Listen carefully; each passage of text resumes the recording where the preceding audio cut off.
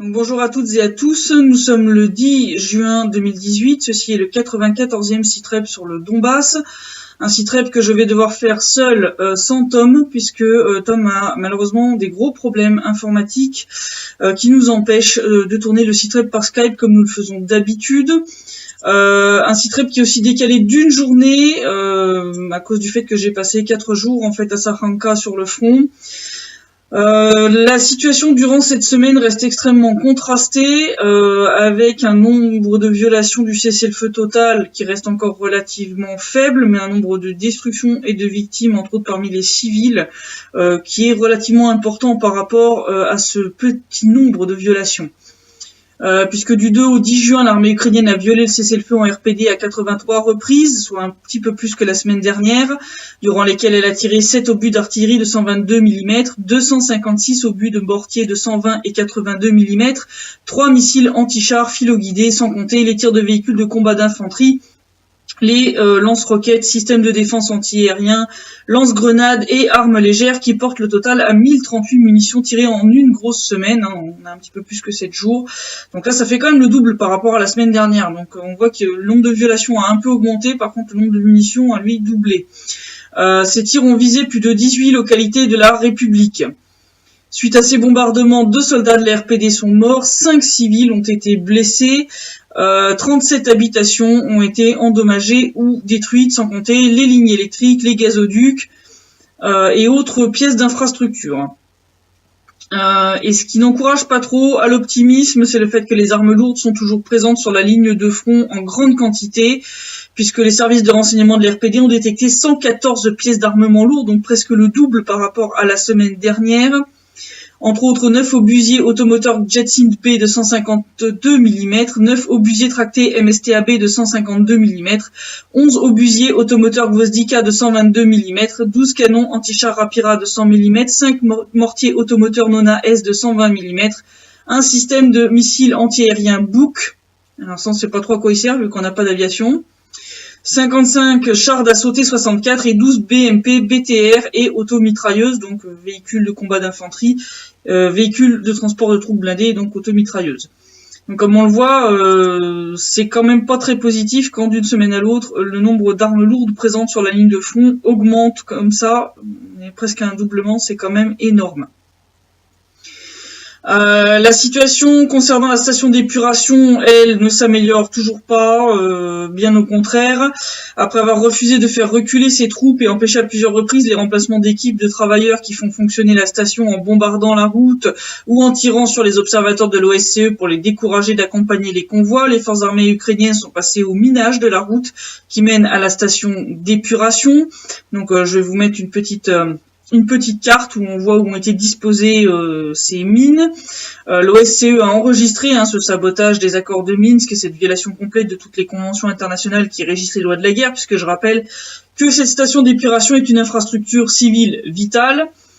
En tout, c'est 18 mines anti-chars qui ont été disposées sur la route qui mène à la station d'épuration. Résultat, le 5 juin, l'OSCE annonçait cesser d'accompagner les convois de travailleurs, la hiérarchie de l'organisation ayant interdit aux observateurs de continuer à le faire dans des conditions qui ont été jugées comme trop dangereuses. Et histoire de décourager totalement les travailleurs de venir faire tourner la station d'épuration, l'armée ukrainienne a bombardé d'abord dans la nuit du 3 au 4 juin le territoire de la station elle-même. La direction a retrouvé des restes d'obus explosés près des bâtiments administratifs et du garage de la station.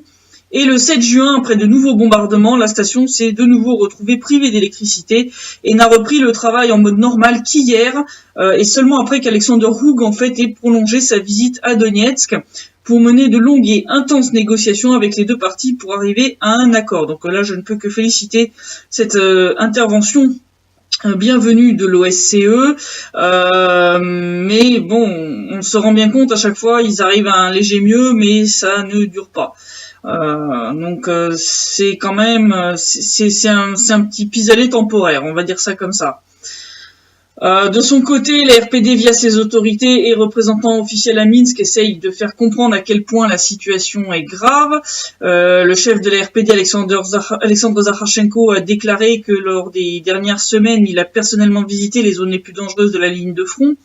Et d'après lui, la situation est grave. Il a signalé l'augmentation du nombre de pièces d'équipements militaires, d'armes et de soldats côté ukrainien. Pour lui, pour le moment, la partie ukrainienne n'est pas prête à mener une guerre à grande échelle, mais il faut s'y attendre. Donc, sous-entendu, ils sont en train de s'y préparer. De son point de vue, la situation s'aggrave à cause de la Coupe du Monde de football organisée en Russie, qui doit commencer le 14 juin. Alexandre Zakharchenko a aussi tenu à rappeler que ce conflit ne pourrait se régler sans discussion directe entre Kiev et les deux républiques populaires. Il a dit, je cite, « Le format sera meilleur si Donetsk commence à communiquer avec Kiev. Il ne s'agit pas d'un changement dans le format des négociations, mais de son amélioration. Tout dépendra de la façon dont nous communiquerons et si nous communiquerons ou pas. Ni les casques bleus, ni l'implication des États-Unis n'améliorera la situation, seulement un dialogue direct entre Donetsk et Kiev. » Une position qui est partagée par Denis Pouchiline, qui, je rappelle, est le président du Conseil populaire de la RPD et le représentant en chef de la République à Minsk, qui a dit que la situation côté ukrainien était délibérément aggravée en relation avec le début de la Coupe du Monde de football qui doit avoir lieu en Russie. Il a souligné que depuis 4 ans, l'Ukraine a fait preuve d'un manque absolu de bon sens et que malheureusement, la République s'attend à de nouveaux bombardements d'infrastructures civiles, entre autres les maternelles, les écoles et les hôpitaux, comme ça a déjà eu lieu depuis 4 ans. Il a aussi confirmé lors d'une interview accordée à RIA Novosti la déclaration qui avait été faite par le représentant de la RPD au sein du Centre conjoint de contrôle et de coordination du cessez-le-feu à propos de la situation à Petrovskoye, que l'Ukraine prétend avoir reconquis alors que le village se trouve en RPD dans la zone grise, c'est-à-dire dans la zone démilitarisée où ne doivent se trouver ni armes ni soldats. Il faut savoir que Petrovskoye faisait partie de ces 3 zones pilotes sur lesquelles l'Ukraine et la RPD s'étaient accordés pour reculer leur position, leurs soldats, pour essayer d'entamer une désescalade de la situation. Et le but était d'étendre ces zones pilotes petit à petit, d'en faire augmenter le nombre, jusqu'à ce qu'on arrive à un vrai respect de la zone grise autour de la ligne de front. Bon, déjà, quand on voit que déjà la zone pilote, l'Ukraine commence déjà à vouloir la grignoter, c'est déjà très très mal parti. En tout cas, lors de cette interview, Pouchkine a déclaré que si l'Ukraine ne changeait pas de position dans les plus brefs délais, si les garants des accords de Minsk, c'est-à-dire ceux qui ont le plus d'influence sur l'Ukraine, ne prennent pas une position plus active, il est dès lors que nous devrons probablement ramener nos unités à leurs anciennes positions. Tout est prêt pour des actions symétriques. Donc en fait, on annulerait en fait l'accord qui avait été conclu. Danil Bessonov, le chef du service de presse de l'armée de la RPD, a aussi clairement menacé la 30e brigade des forces armées ukrainiennes qui est en face de Petrovskoye en disant que notre armée connaît précisément les positions des postes de commandement et des postes de tir de cette unité dans cette zone. Si elle s'avisait d'avancer dans la zone grise pour se rapprocher de nos positions, l'armée de la RPD détruira alors ces cibles que les médias ukrainiens ont aidé d'ailleurs à localiser en voulant présenter comme nouvelles les anciennes et actuelles positions des forces armées ukrainiennes dans cette zone. C'est une décision qui serait quand même assez lourde de conséquences, parce que bon, même si l'Ukraine a enterré plus ou moins officieusement les accords de Minsk avec la signature de la loi sur la réintégration du Donbass, là, le fait que les RPD reviennent en fait sur cet accord de retrait de ses soldats et de ses armes dans l'une des 3 zones pilotes serait quand même un sérieux coup de pelle, jetant une grosse motte de terre sur le cercueil des défunts accords en attendant de voir comment la situation évolue. La RPD en tout cas se prépare et se tient prête. La RPD a ainsi organisé pour la première fois des exercices à grande échelle impliquant plus de 20 000 personnes venant des forces armées mais aussi des administrations de la République pour s'entraîner à faire face à des situations d'offensive et de contre-offensive tout en assurant au maximum la sécurité des civils. Alexandre Zakharchenko a commenté ces exercices qui ont duré 11 jours en disant que c'était nos premiers exercices à grande échelle qui se sont bien déroulés. Ils ont obtenu une note de 4, en sachant qu'il est impossible d'atteindre la note de 5, il y a toujours quelque chose à améliorer. Des exercices qui ont eu lieu sur fond d'exercices maritimes organisés cette fois-ci par l'Ukraine dans la mer d'Azov. Le chef de la RPD a d'ailleurs tenu à souligner que si ces exercices ukrainiens devaient représenter un danger pour la RPD, l'armée de cette dernière se réservait le droit d'ouvrir le feu sur les navires ukrainiens impliqués. En tout cas, devant cet échec assez flagrant des accords de Minsk, les pays du format Normandie ont enfin réussi à se mettre d'accord sur une date pour une rencontre dans ce format, donc qui aura lieu demain, le 11 juin. Il faut savoir, ça fait quand même 1 an que ce format de négociation est à l'arrêt, qu'il n'y avait plus du tout de réunion depuis l'élection de Macron. C'est désormais le seul espoir de stopper l'escalade du conflit, et même si le thème principal de la discussion sera la venue d'une mission de casque bleu dans le Donbass, je ne peux qu'espérer que le reste des problèmes seront abordés, parce qu'ils sont quand même assez nombreux. Mais je suis pas très optimiste. Je pense que ça va déboucher sur des jolies déclarations et rien de plus. Et si la situation est tendue en République populaire de Donetsk, il en est de même en République populaire de Lugansk, où la milice populaire craint une tentative de percée de la part de l'armée ukrainienne, dont les soldats se sont massés sur la ligne de front. Les forces armées ukrainiennes ont aussi de plus en plus recours aux armes lourdes, en violation totale des accords de Minsk.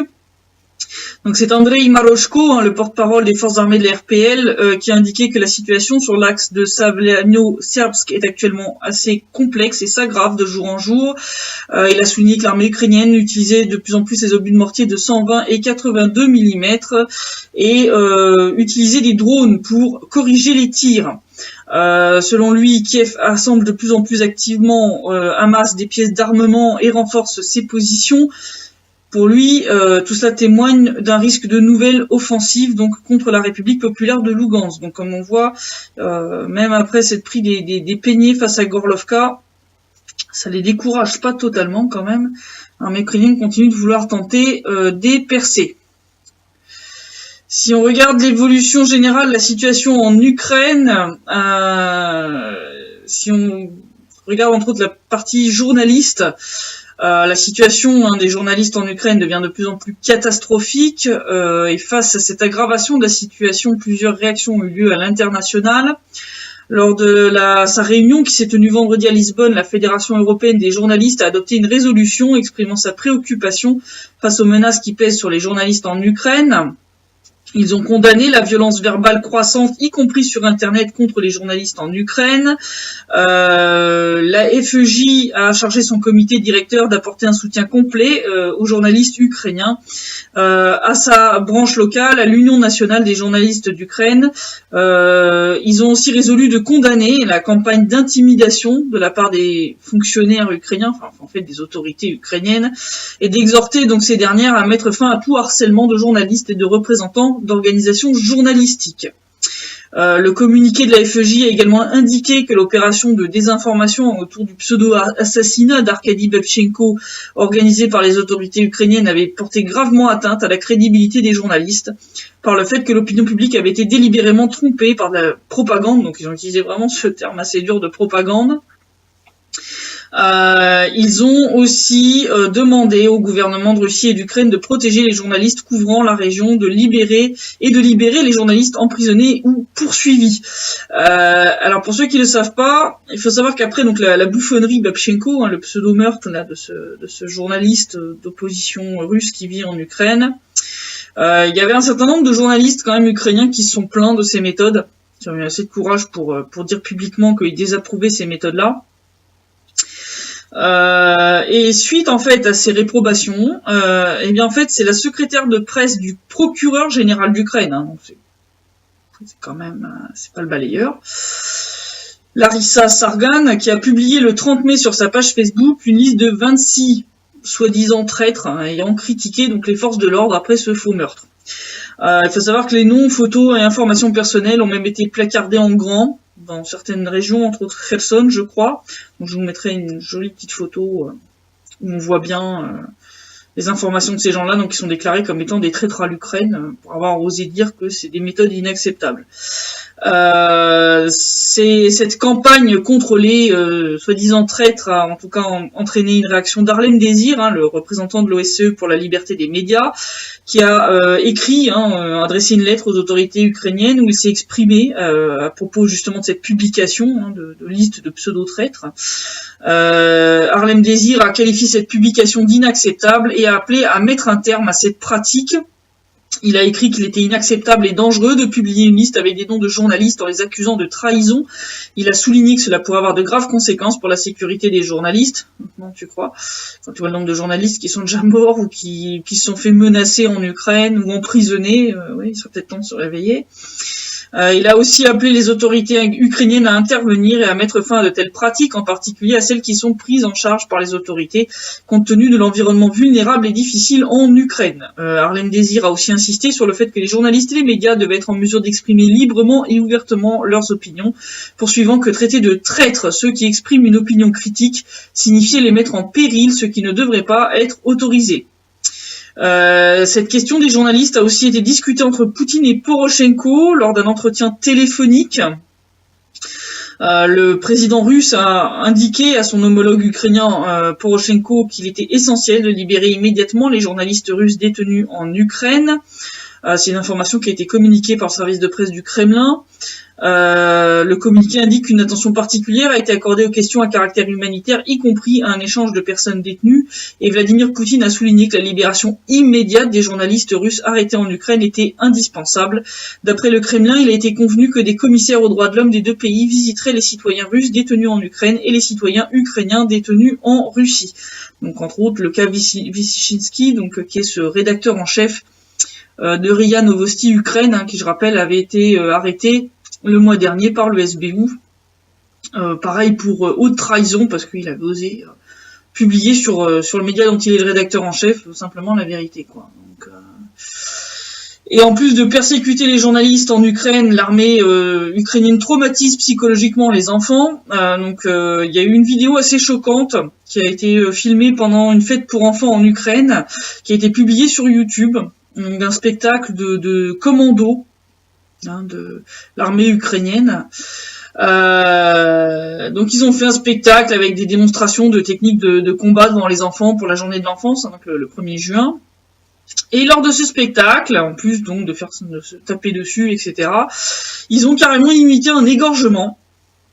Alors ça, je sais pas qui a eu cette idée lumineuse. Donc ils ont fait ça devant l'école d'Energodar dans la région de Zaporozhye, donc dans le sud de l'Ukraine. Donc c'est les commandos de l'unité 3042, donc qui présentaient des techniques de combat devant les écoliers, et à un moment donné on assiste donc à l'égorgement d'un des soldats, ils ont même fait ça avec des effets spéciaux, en plus avec du faux sang qui jaillissait de la blessure. Bon, il y a beaucoup de gens quand même à qui ça a rappelé les égorgements made in Daesh, ce qui n'a rien de surprenant, parce que je rappelle qu'il y a 2 ans en arrière, on avait tiré la sonnette d'alarme, la RPD avait signalé que s'étaient installés en Ukraine des camps d'entraînement et des hôpitaux pour des djihadistes revenus de Syrie. Bon, il semble que ces charmants combattants terroristes ont formé leurs collègues ukrainiens à 2-3 techniques sordides. Il y a eu beaucoup de commentaires de gens assez choqués quand même, surtout un tel spectacle devant des enfants, ça a vraiment choqué beaucoup de gens. Il y a eu ainsi un commentaire avec des gens qui disaient un égorgement avec des effets spéciaux pour enfants, êtes-vous devenus fous? Beaucoup ont souligné la ressemblance aussi avec les terroristes. Quelqu'un a indiqué ainsi: masqué, il coupe des gorges, on dirait Daesh. Il est incroyable qu'on montre tout cela lors d'une fête pour enfants devant des enfants. Donc il y a eu quand même pas mal de réactions indignées. C'est bizarrement, les médias occidentaux se sont fait assez silencieux sur cette histoire. Pourtant, il y avait de quoi faire quand même. Et ça en dit long sur ce qu'est l'Ukraine, qui, je le rappelle, donc est soutenue et financée par l'Occident, l'Union européenne. Voilà ce qu'on finance. Voilà, un pays dans lequel des commandos de l'armée miment des égorgements dignes de terroristes de l'État islamique devant des enfants. Tout va bien. Quant aux finances de l'Ukraine, ça s'annonce toujours mal, vu que le FMI a assez mal réagi au renvoi du ministre des Finances ukrainien. Donc il faut savoir que ce dernier, Oleksandr Daniliuk, en fait s'est plaint le mois dernier qu'on lui ait refusé de recruter comme vice-ministre une candidate de son choix. Il s'est vu imposer quelqu'un venant de l'équipe de Poroshenko. Donc suite à ça, le premier ministre Groysman l'a pris en grippe. Il avait demandé à le virer, et donc il a demandé à la Rada de ratifier cette décision, ce qu'elle a fait jeudi. Or, Oleksandr Daniliuk était plutôt bien vu par le FMI, car il était un grand soutien local des réformes imposées donc par le FMI en échange de l'argent qu'elle prête à l'Ukraine. Donc, je vais vous donner le commentaire qu'a fait le FMI in extenso. Nous ne faisons pas de commentaires sur les personnalités, sur les problèmes internes de personnel, alors laissez-moi être clair là-dessus. Mais notre personnel a exprimé sa préoccupation au sujet d'un éventuel changement dans le rôle institutionnel du ministère des Finances. Je fais encore une fois la distinction avec la personne. Mais nous avions exprimé des préoccupations au sujet du rôle institutionnel. Le ministère des Finances devrait à notre avis conserver son rôle central et crucial dans la politique fiscale. Un ministre des Finances est évidemment un interlocuteur important pour le FMI dans nos discussions, et le ministre Danny Luke avait été un fervent partisan des réformes, c'est ce qui a été déclaré par Jerry Rice, porte-parole adjoint du département de la communication du FMI. Donc déjà que le FMI n'était pas très chaud pour refiler de nouveau de l'argent à l'Ukraine, je crois que c'est définitivement mal parti. Parce que je crois que le FMI se rend bien compte que les réformes qu'ils exigent ne seront jamais votées ou mises en place, et que donc ça sert à rien de continuer à alimenter ce puissant fond qu'est l'Ukraine. Alors, on a deux pendant ce temps-là à Kiev. Donc le premier, bon, c'est du classique, c'est du déjà vu. Hein, on pourrait intituler ça quoi de neuf à la Rada. Bon, c'est une question assez rhétorique puisque la réponse est connue d'avance pour ceux de nos auditeurs qui suivent nos sites web depuis longtemps. À savoir une nouvelle bagarre. Cette fois, ce sont les députés Yuri Bereza et Alexandre Dolgenkov qui ont déclenché une rixe pendant la séance du 8 juin, donc avant-hier. Donc sur une vidéo publiée sur YouTube, dont je vous mettrai le lien, on peut voir comment Monsieur Bereza donc se précipite sur son collègue du bloc d'opposition, le bouscule, puis l'attrape par le col de sa veste. Bon, d'autres parlementaires sont intervenus, ont séparé les deux boxeurs, hein, puis Monsieur Bereza a quitté la salle. Je rappelle que ce n'est pas la première fois hein, que la Rada se transforme en ring, et malheureusement je crois que c'est pas la dernière. Quant à Poroshenko, alors lui il continue dans ses délires alcooliques. Alors entre autres hier c'était le jour de la ville de Sébastopol. Alors là Porky s'est fendu d'un tweet avec le hashtag la Crimée c'est l'Ukraine. Bon, je crois qu'il a toujours pas compris que non. Mais bon c'est pas grave. Donc il a sorti les grosses sornettes sur lesquelles Sébastopol est une ville ukrainienne, parce qu'elle a pas été, elle était une ville russe. Voilà, elle a été ukrainienne pendant quelques décennies. Et il a terminé en beauté avec, je cite, « Je ne doute pas que le drapeau ukrainien flottera sur Sébastopol et que l'hymne ukrainien y sera joué. » Il prend toujours ses rêves pour la réalité, lui. De nombreux abonnés de Poroshenko ont bien rigolé suite à ce tweet. Il y en a beaucoup qui ont fait des commentaires sur Twitter où ils se sont foutus de sa gueule. Un utilisateur d'ailleurs hein, de Twitter l'a exhorté à venir à Sébastopol, à venir parler avec les résidents locaux pour s'assurer que la Crimée était et restera russe. D'autres comme le caricaturiste Vitaly Podvitsky qui a fait une jolie caricature sur cette histoire. Je vous la montrerai. Donc j'ai traduit les textes depuis le russe, hein, où Poroshenko demande un hélicoptère pour aller hisser le drapeau ukrainien sur Sébastopol. Et bon, Vitaly, lorsqu'il a posté cette image de cette caricature qu'il a faite, il l'a postée sur les réseaux sociaux, a fait surtout un petit commentaire pour recommander à Poroshenko de surtout arrêter de mélanger la bière et le cognac. Donc il semble que je suis pas la seule à considérer que Poroshenko abuse de substances alcoolisées. Il semble que ce soit le cas aussi de Vitaly Podvitsky. Donc voilà, donc ça c'était dernier délire made in Kiev. Hein. Donc baston à la Rada et puis Poroshenko qui nous fait un bad trip sur Sébastopol. Non, Poroshenko, non. Sébastopol est russe et il restera russe. C'est pas la peine d'arrêter de fantasmer, même pour de la propagande à usage interne. Donc voilà la situation. Donc comme je le disais en début de sitrep, j'ai passé donc 4 jours à Sakhanka où on a eu 2 jours surtout intensifs de bombardements de la part de l'armée ukrainienne sur les zones purement civiles. On a eu 3 blessés. On a eu plusieurs maisons bien endommagées, et ce en plein jour. Donc ils attendaient même pas la nuit, plein milieu d'après-midi, début de soirée, ils tiraient déjà alors que la nuit n'était pas encore tombée. Donc ça a fini par se calmer. Ça a fini par se calmer. Là, la soirée d'hier a été relativement calme. Il y a eu des tirs, mais c'était plutôt de l'arme légère. Mais oui, là pendant 2 jours, ça a été quand même assez chaud. Donc il y a beaucoup de matériel vidéo que je dois éditer, donc ça va prendre un petit peu de temps pour éditer, sous-titrer tout ça. Donc promis, ça va venir dans la semaine, le temps de tout préparer et de publier ça. Donc c'est en gros 3 jours et 3 nuits, 4 jours et 3 nuits à Saranka sur place. Donc voilà, reportage à venir. En tout cas, moi je suis pas très optimiste pour le début de la Coupe du Monde.